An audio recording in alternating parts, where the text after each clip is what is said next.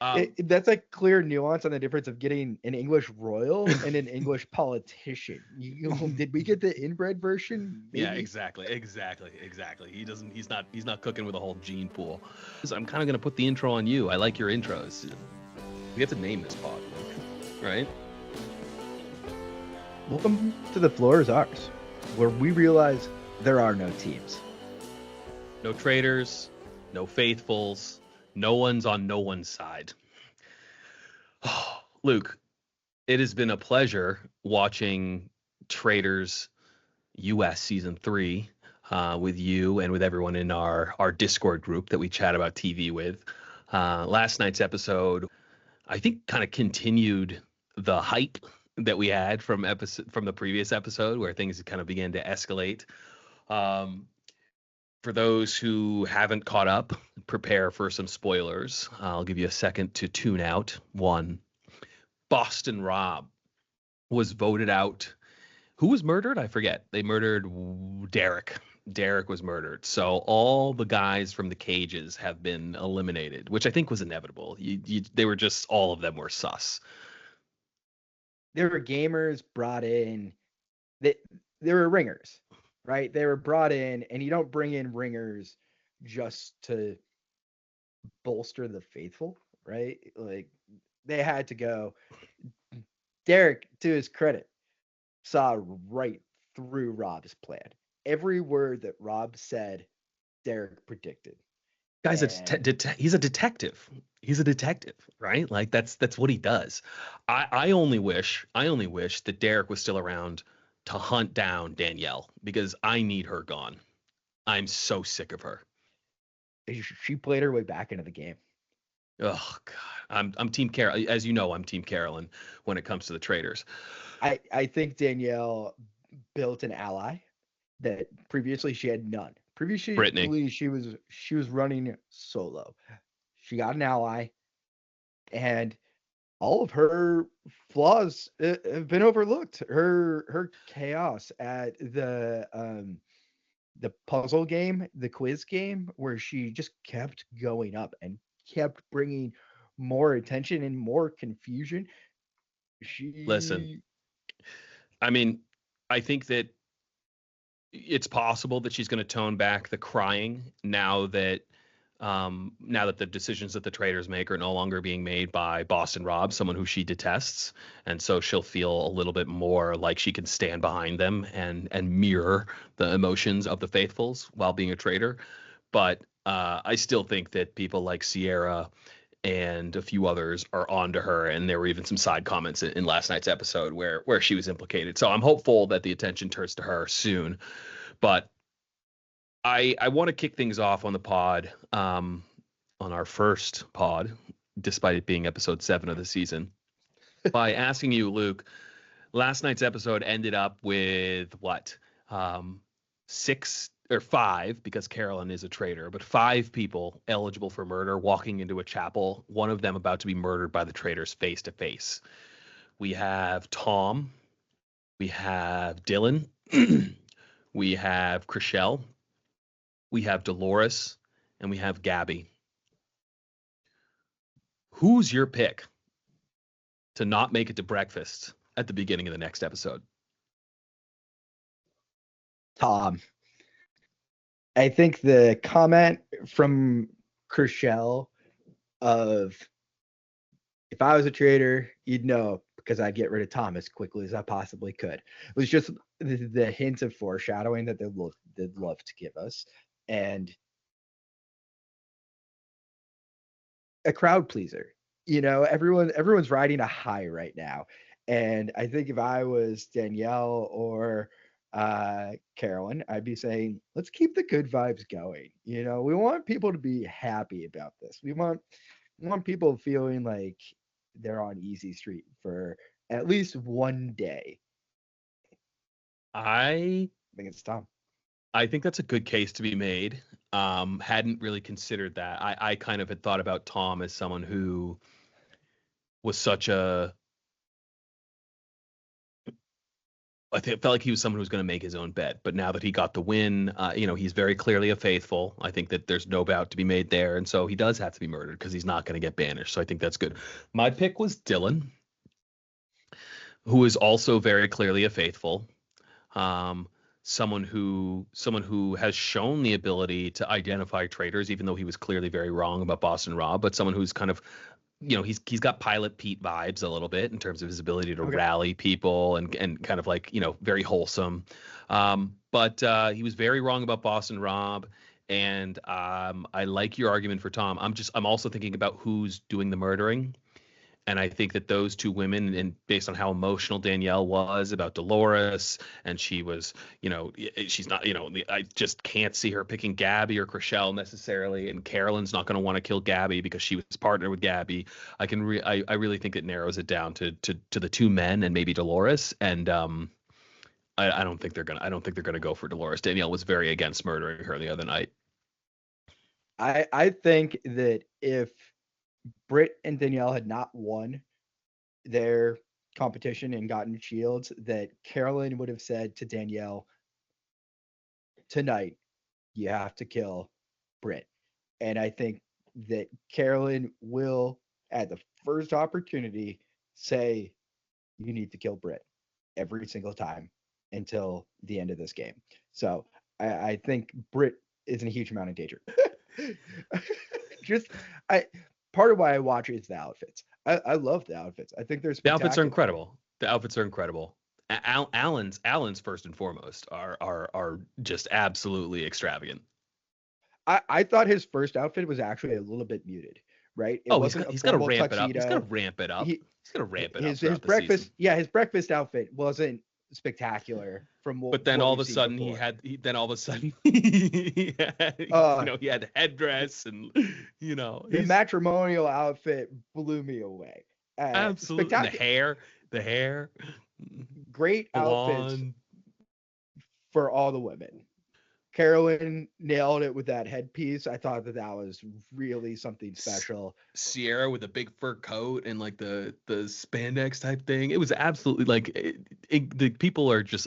Tom even no, who had a good outfit the other day? I think was it Dylan. Dylan had a nice outfit. He looked like the Artful Dodger at one point. Dylan has great style throughout. Chunky sweaters. It's actually one of my notes that I have in this is that Dylan has like some of the best outfits, largely in a chunky sweater game that is very in right now. Ivar was tailored and manicured very well. I think Sierra's outfit gets a little bit of gamer cred with the recognition that at some point they're gonna dump bugs on you.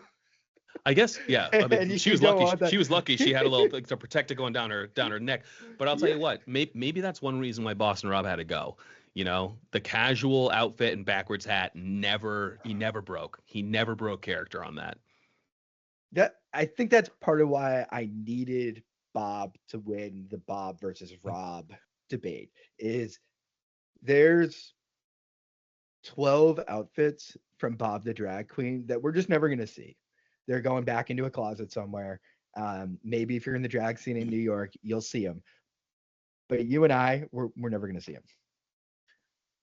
Disappointing. At least we got to see more of his outfits than we saw of Peppermint last year, which was truly, truly painful. Travesty. Still bitter at Trishelle about that, but we move. So, Luke, what I'd like to do is there are 11 players left in the game. I want to do a power rankings, but I just want to focus on just the top 5, power rankings. And these are the people who are most likely to win the game. 1 being the most likely, 5 being the least likely out of the top 5, but obviously more than the bottom 6. I will start to give you time to think. My power rankings starting at, I'll list the players. Tom, Chriselle, Brittany, Sierra, Dylan, Carolyn, Sam, Ivar, Danielle, Gabby, Dolores. Side note, go back on last episode and look at Ivar's thumbs in that little, as he's holding in that box. Very, very strange thumbs. Very strange looking thumbs. He's got the Looks like hammer thumb, and it he's chewed the nail all the way down, it right? looks like he has a toe on his hand. It's incredibly strange. It's incredibly strange. It's incredibly strange. That's like clear nuance on the difference of getting an English royal and an English politician. Did we get the inbred version? Yeah, Maybe. exactly. He's not cooking with a whole gene pool. I'm gonna start with number one. Number one on my list is Carolyn, and I'm biased. Obviously. No, And I'm no, no. biased. And I'm Ignore the biased. bias. Ignore And the I'm bias. biased. Carolyn's number one on But the list. Carolyn's number one on the list because I think that she is taking advantage of this a very similar situation that actually got Peppermint banished last year, in that she is so weird and different that people have just categorized her, and she can kind of get away with not playing a perfect game, and people just they accept it. And so I'm going to go with Carolyn. I think she's much smarter than people are giving her credit for. I think and I hope that she wins I think she will win the battle of the traitors between her and Danielle. I think Danielle's exposed herself too much and eventually is going to get found out. I think Carolyn is going to, if they do recruit, I think she's going to recruit someone who she can backstab, and I think she's going to win the game. So Carolyn would be my number one. I agree Yeah. with your number one. Okay. Carolyn is the top of the list. I think she has a persona that comes naturally to her that she's able to use, and then has a different side that she's able to turn on. She Right? wields it. She wields it. Her craziness. I love it.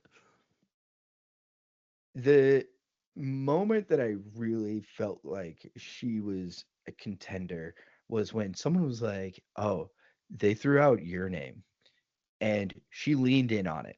She was like, "Oh, you should bring that up at the round table." No fear about, no defensiveness, Taking it just day by her day. persona. She's taking it day by day. As you know, I've been saying it all season, but I have a lot of respect for that woman. So we're in agreement on number one. My number two is Gabby. Gabby is smart. Gabby is confident. Gabby is clearly a faithful, and I think she's far more ruthless and savvy than I think the other players suspect her to be. I think that she, at the very end, if it were her and Danielle, I think that she would immediately out Danielle. And I think that she's someone who isn't gonna draw enough suspicion about being a traitor to get banished. I'm a little bit afraid that she gets murdered, but it just so happens that my number one traitor likes her a lot and will probably keep her around until the end because they're paired. And I think that Gabby knows Gabby knows that Carolyn won't turn on her, and Carolyn has confidence that Gabby will not vote against her at the round table. So Gabby is my number two. So I haven't put any of the Selling Sunset or Real Housewives into my top five. I have them in a separate category called The not Bambis. devious enough. The Bambis. Not devious enough includes Chriselle, Gabby, I agree with that. and, But Gabby, and Dolores. have you seen Gabby's content that she's been making about the show? No.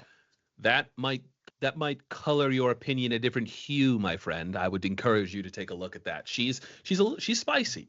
She's spicy. Okay. Then I think I'll give them more credit. I think what needs to happen is you need to see them group up a little bit more, right? Use the numbers that Yeah. work for them Yeah. just a little bit more because they have that, Yeah. and they need to put that in place. I get that. Your number two? Dylan. I know he's at risk tonight. I think if he makes it into the next round, it'll be such a sad little puppy dog that he's gonna get Britt, Dolores, Gabby, and Chriselle on his side. And that's four. And at that point, who else do you need? You need Ivar and Sam, or you need to sow discord in between Danielle and Carolyn. That's already happening. I think the Pilot Pete callback is dead on. He just the group sees authenticity from him that lets them believe. He So I've got he, Dylan. he he's definitely he's a likable guy. He's very clearly a faithful. He's never going to get banished, but I do think he'll get murdered. But you're entitled to your opinion there. I'm going to jump to my number 3. My number 3, begrudgingly, is Danielle. She's right there for me too. That's right where I've got her. Look, look. She voted for Rob twice. I think that the only factor here that really puts Carolyn above her for me is that Danielle has drawn more suspicion than Carolyn to date and really can't stop this whole crying bit. But as you said, she's made a little alliance with Brittany.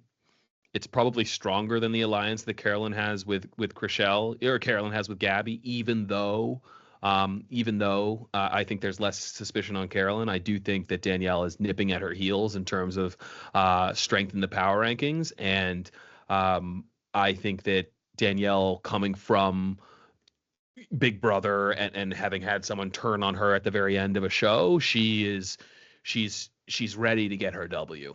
And I am very fearful that she will. And I'll say outright to everyone in the pod, I am breaking my rule of cheering for everybody black by cheering against Danielle. But I really can't.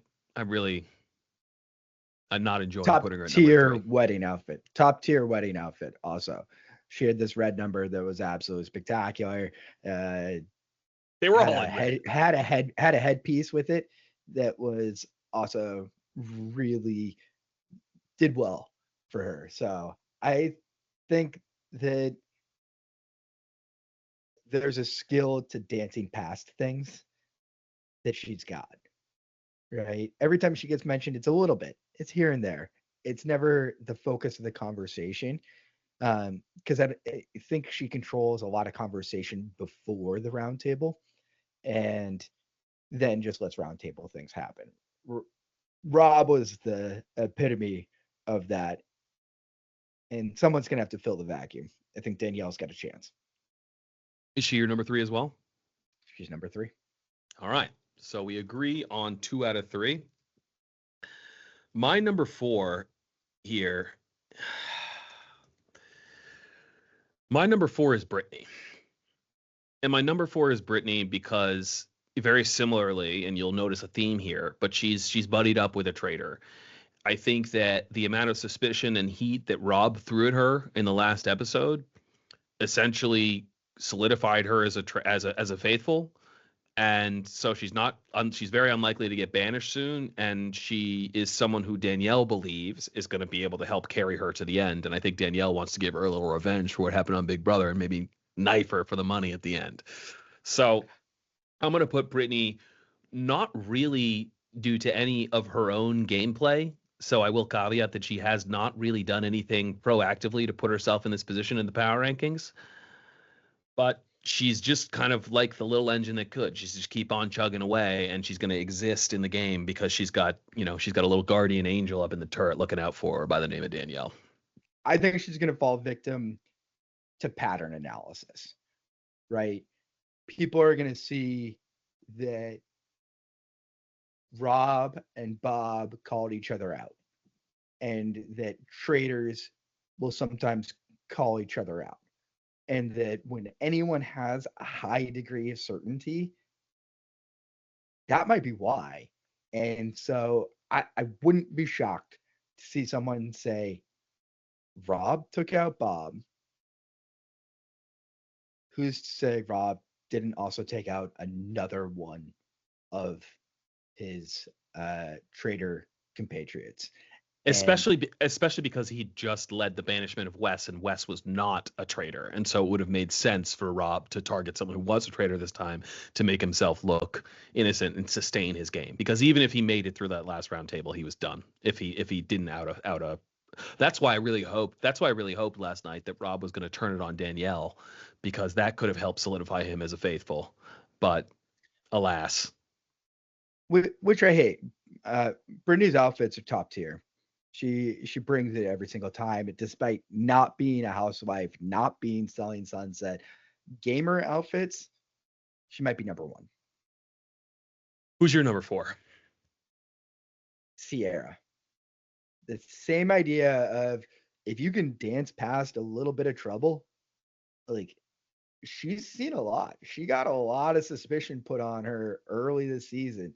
She was the victim of a top tier Bob moment. Yes, bitch. But she made it through. And I think it's hardened her a little bit. I think she's ready to really play the game. I don't think anyone shows up actually ready to play this game. Well, Outside of I think outside the of the gamers, Big Brothers, the Survivor, but yeah. the reality stars they're not ready yet, and so there's this baptism by fire kind of thing that if you get through it, you can do it, but you might not get through it. Sierra's my number 5.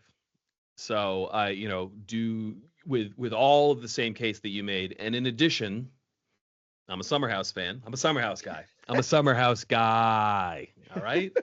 Love the show. Sierra is sharp. Sierra is self-assured. Sierra is competitive. And Sierra looks out for numero uno. I'll tell you what, we've yet to see the best from this woman. And if I'm cheering for someone, maybe aside from Carolyn, it would be Sierra. I think Sierra's best next move would just be anti-Tom.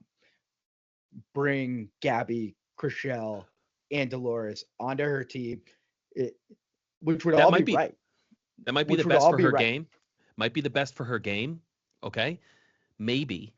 No, I don't even know. That might be the best. I don't know. That might be the best entertainment, but I think the best for her game and the best for me would be if she would follow her instinct that she hinted at last episode and just continue to highlight how sus it is that Danielle keeps crying out of the blue, over emotional, because Sierra's onto her, and that's part of the reason why I'm confident in her as a player and why she made my top 5.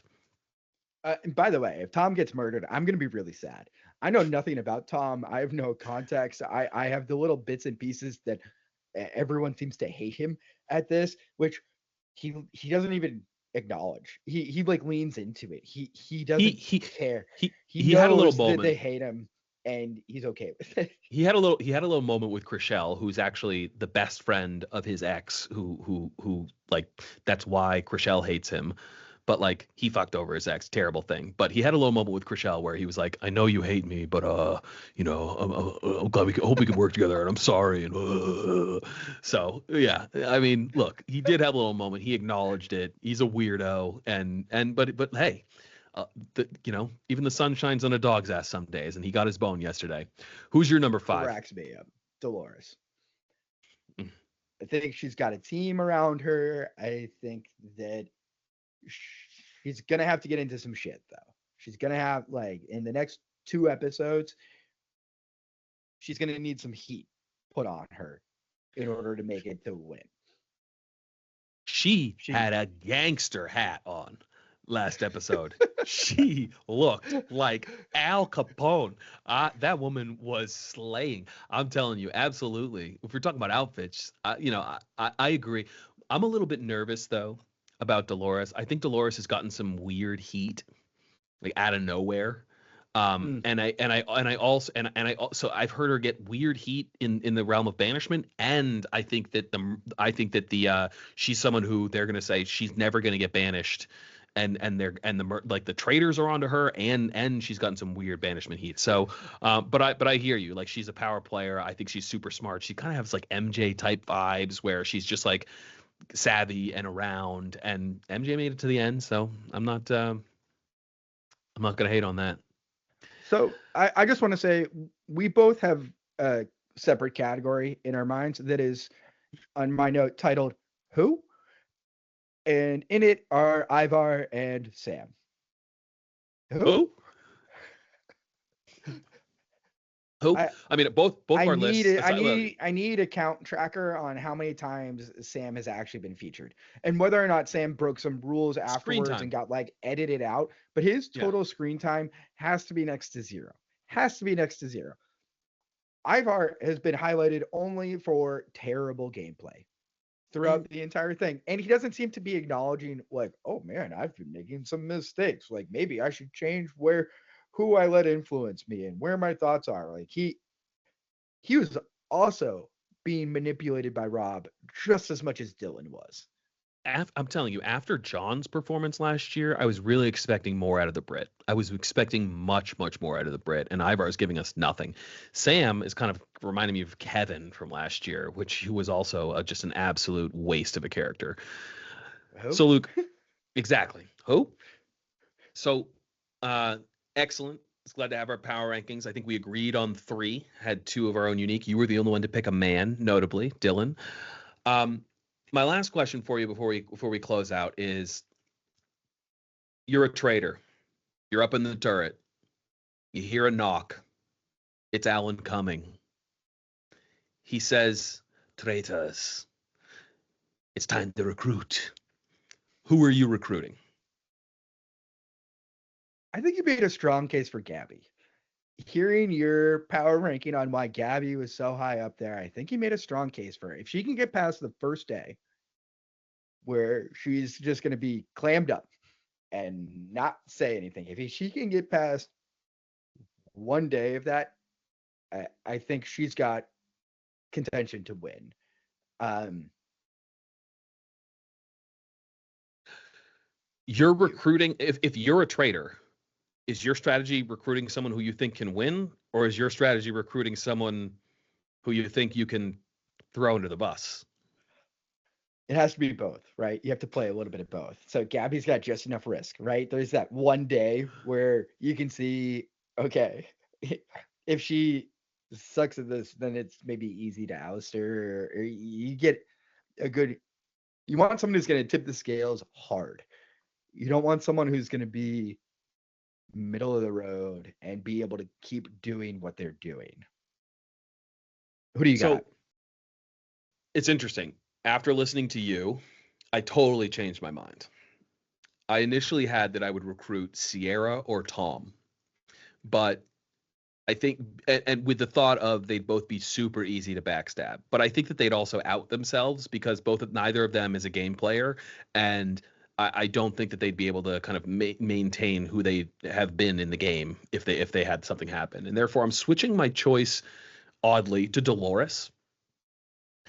I think Dolores is mature enough and poised enough to maintain decorum after being recruited, but I also think that she's not necessarily super savvy enough of a game player to the point where Carolyn or Danielle couldn't get rid of her or throw her under the bus, at a later date. I don't think she's suspected enough to really, draw too much suspicion and be eliminated that early. But I think that she is certainly someone who could be thrown under the bus and and done away with when the time is right. Maybe we're just getting buttered up on Sam. Maybe that's why he's had so little screen time. Is he's going to come in the back half of the season, Look, become a traitor, and just pull all the strings. Sam, if we get a dark horse candidate. if we get a back half Sam glow up, I wouldn't be mad, and I'm sure his whatever fans he has wouldn't be mad either, because I'll tell you, he's giving us nothing.